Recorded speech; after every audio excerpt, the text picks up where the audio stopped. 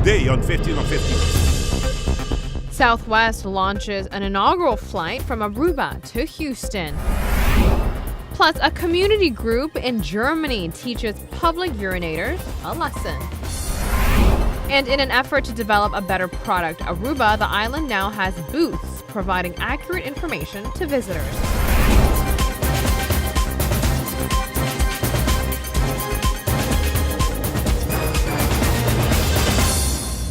Thank you for joining us. I'm Yentl Lieuw. You are watching 15 on 15. Over the weekend, Southwest's inaugural flight from Aruba to Houston, Texas took place. On Saturday morning, the second inaugural flight by Southwest Airlines from Aruba to Houston, Texas took place. The airline first touched down at Aruba's airport in July 2014. This new service by Southwest Airlines will be provided once weekly on Saturdays with their B737-700 aircraft, which seats 143 passengers.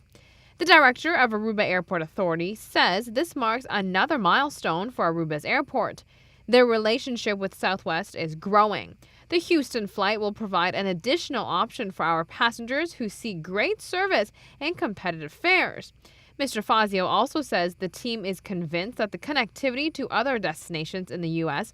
will be a great advantage for Southwest and our passengers.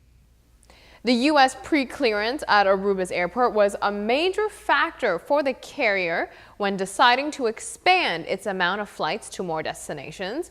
On Tuesday night, we will hear from the various representatives for more details regarding Southwest's inaugural flight from Aruba to Houston, Texas. This past Sunday was all about families having fun out in the sun for a good cause. Agua Cadabra, organized by the B1 community, was a huge hit for both adults and children. Little girls battled it out in a fun and innocent way at Sunday's Agua Cadabra event. There was a great turnout at Eagle Beach, which was organized by the newly formed B1 community. The president explains the priorities and objectives of B1. Well, we are B1 community. We focus on three things. We focus on kids, fun, and community. We find new, innovative ways, fun ways to get kids involved in community. And this can be volunteerism, this can be fundraising event, and Agua Cadabra is our first fundraising event in line with those three principles. Various activities were offered up, including beach soccer for the older kids. With such great success with their first inaugural event, you can expect B1 to come back. Agua Cadabra contributed to more than one organization or foundation on Sunday. Various organizations and foundations represented each activity, therefore the funding generated would go to that specific group. Meaning, if Fundación Mipor was tied to face painting, let's say, the proceeds earned from that specific activity would go directly to Mipor. There were enough activities and attendance to go around. We are actually very happy with the outcome. There's a lot of people that visited throughout the day. If you look at the foundations who are fundraising, they are happy. Vendors are happy. The general public who were here, the feedback that we're getting is that everybody, you need to do this more often. You need to do this every year. So there's a very positive feedback from everybody involved. The focus here is on the kids. B1 Community is in existence primarily to offer kids activities to take part in. Even older kids, though, got in on the action. Because there's not enough stuff for kids and enough an event focusing on kids, that's why it seemed like a good idea.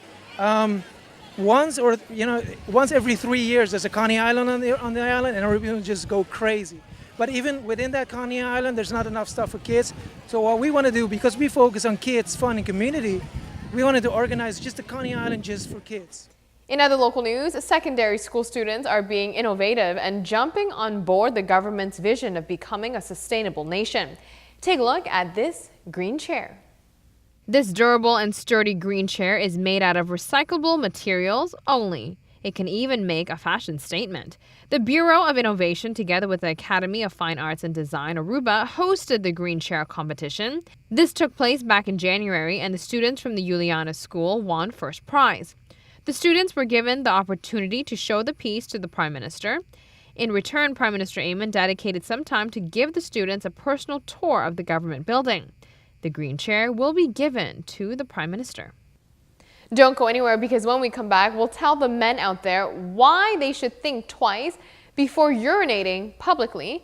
And are you a good date? We'll answer that for you. Also, thanks to technology, it is now possible to have 4 instruments in one. Stay with us. Check out 4 instruments in one coming up.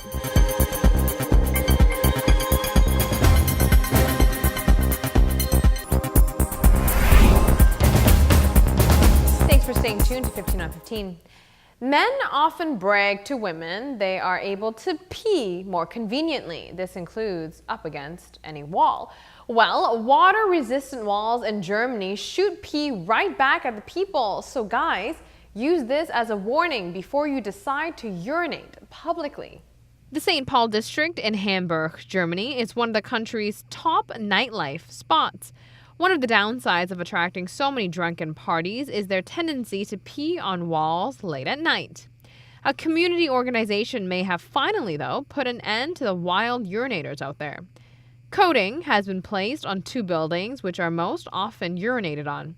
The coating is a special paint that shoots the pee right back to its sender. People who pee on a wall now just end up peeing on themselves. The group has also put up signs in the area saying, "Do not pee here, we pee back." The hydrophone paint is expensive, costing over $540 to cover 65 square feet, but they are already seeing results. That's pretty clever. Here's a question for you. Are you a great date? The hard truth is that dating is a skill, and some people are better at it than others. So while you may think you wowed your date by telling some good jokes and ordering the lobster, you may have left your date feeling empty and dissatisfied. Here are some things you should make sure. Did you show up on time? Because being fashionably late is just rude. Show your date some respect by making it there promptly. Also, do you look prepared? Experts say dress for the date you want. Showing up and looking good sends the message that you care about yourself and that you are a person someone should care about. Another important thing is, do you listen? Sometimes it's the things that you don't say that will impress your date the most. Now, being polite is a given. You should always be kind to everyone you meet, but especially on a first date. This includes everyone from the hostess, the servers, and other patrons. Finally, are you laughing? Smiling invites people in, and laughing keeps them there. First dates can get too serious too fast, as you both try to get all the pertinent info out there. Musicians, behold, there is now a new instrument that can sound like any number of musical instruments, including the guitar, bass, piano, violin, and drums. Check it out. It may not look like more than just a fretboard with a few buttons and a speaker, but users can maneuver it to play like a ton of different instruments, yielding an authentic sound coming from a number of instruments. The digital strings can even be turned down or up with an effect. The Instrument One not only makes it easier for beginners to produce great music, but also allows recording artists to become one-person bands. The device can plug into a smartphone, tablet, or computer, and an accompanying app provides lessons for generating a vast range of musical genres.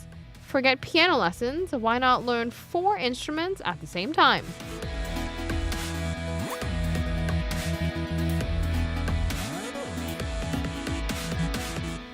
Creators of Instrument One are on Kickstarter seeking funding. Once available, the instrument will be offered for $350 or $900 with a hardwood back. Let's take a very quick break. This is what we have coming up next for you. When we return, everything you need to know about the new tourist information booths.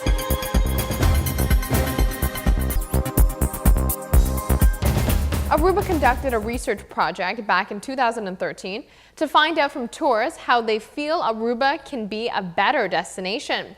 Visitors responded that the island needs to offer more accurate information services. Tourists voiced their opinion, and the Aruba Tourism Authority set a plan to action. Here is Dorchan Salmon with the story. Being added to the heart of downtown Oranjestad's Main Street is a new information booth available for tourists. Now, everywhere in the world we go, we see a tourist information booth. But the question is, why is it important to give tourist information? Tourists need to feel safe when they are on island.